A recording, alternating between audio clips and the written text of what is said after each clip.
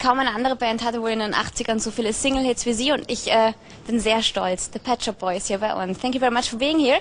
You look wonderful, guys, actually. It's the most beautiful people I've had in the studio. How do you feel tonight? Well, we haven't been on Wetten since 1994. Yeah. So we thought we should make the effort. Do you remember the first time? How was it? Well, the last time, I don't know if it was the first time or not, but Take That were on. Yeah. And we all went, not Take That, we all went with our dancers to a nightclub in Frankfurt afterwards. Okay, I've got a picture of that performance. Oh.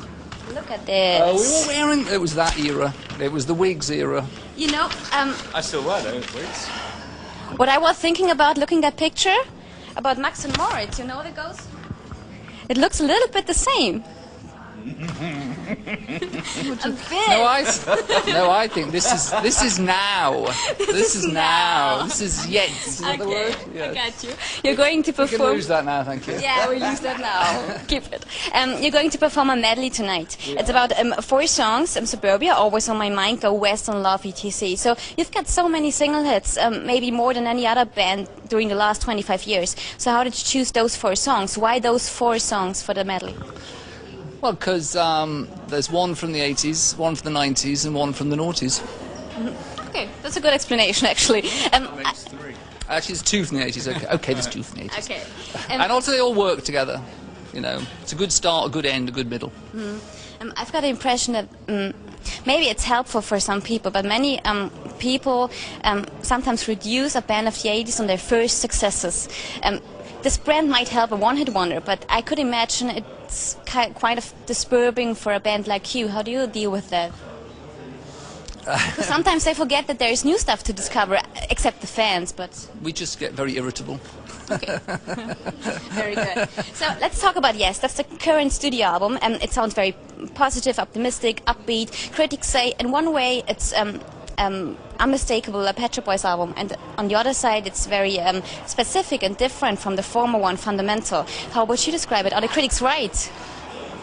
Yeah, it's a pop album. That's what we set out to do. That's why we work with Xenomania, who make lots of great pop records in Britain with Xenomania and people like that. And yeah, it's a nice, shiny, happy, uplifting pop record. And you've been working with Xenomania, a producing team. Actually, I heard they're working in a complete different way than you do. In which way was it?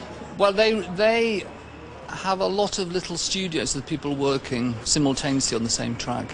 And then they bring all the stuff together, and then they reject stuff, and we all choose what should go on the record.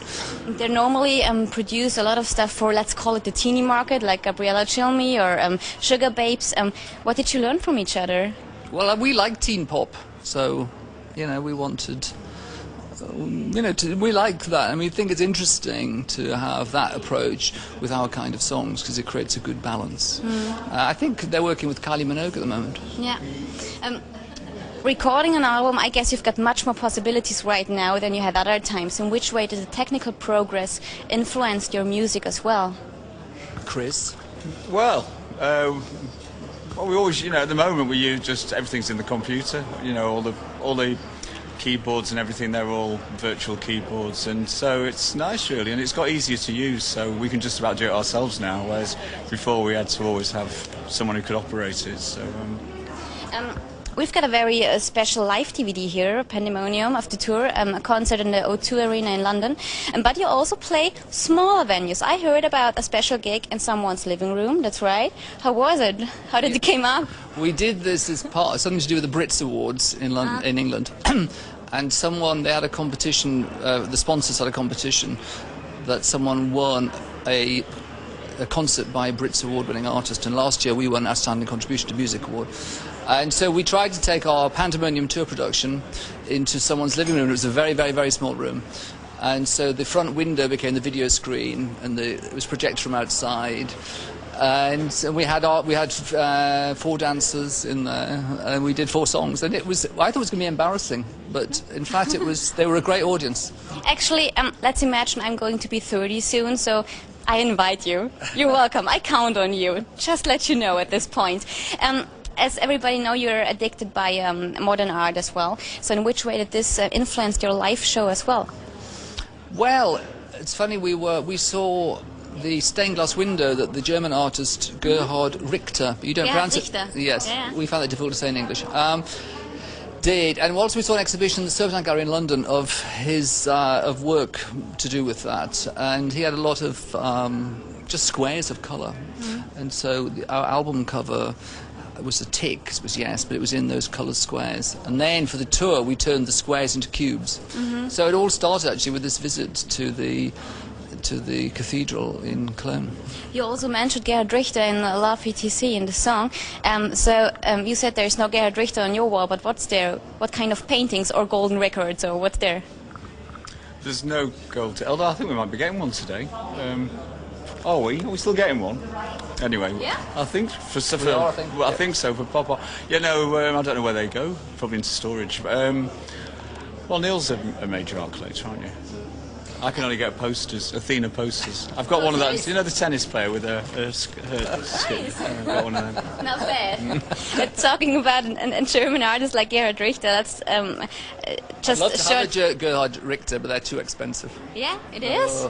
Yeah. Even for you guys? Even, yes. Okay, got you. Yeah. Naja, okay. In You've the got to be future, there's a Ukrainian goal. billionaire. Okay. Yeah. Talking about Gerhard Richter, so let's shortly talk about Germans and British. So you know people of both nations very well. So where are the main differences? What do you mean?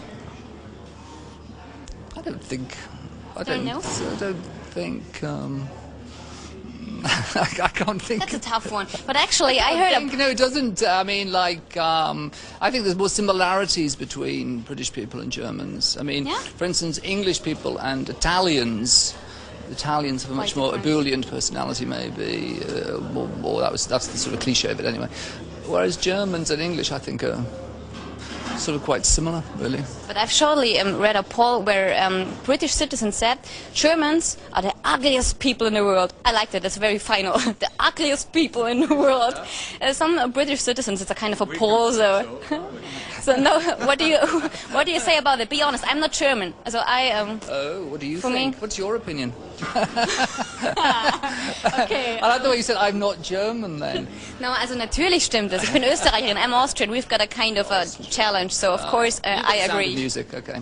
Beauty comes from within, doesn't it? Yes. Okay. But there are many beautiful Germans. Ja, das stimmt. Mein Redakteur Thomas hier zum Beispiel, der ist sehr schön. Back to music for 1 second. Tonight, Kiss is in the show as well. So other times when you founded the Pet Shop Boys, it was a counterpoint to all the rock bands, to the attitude of the rock stars of those times. How do you see Kiss as a band today? I don't know that much about them, but they wear the makeup again, don't they? Yeah. So Of course. they're, you know, they look pretty amazing. We met actually Gene Simmons many years ago. We made a record with Liza Minnelli, and Gene Simmons was actually managing Liza Minnelli's pop music career. Ah, okay. And so we spent some time in the studio with him. And he They've was- been a couple as well, right? Gene Simmons and Liza Well, we Minnelli. I didn't- don't we know didn't anymore. we didn't go We into didn't that. ask you. Yes. You don't want to know. We didn't want to know about that. Okay. But anyway, he's a fun guy. He was a fun guy.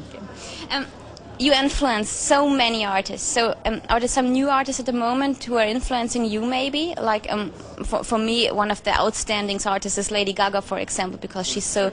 Yeah, she partnered. Ah, that's great. Nice. So are there, except Lady Gaga, some bands you really like at the moment?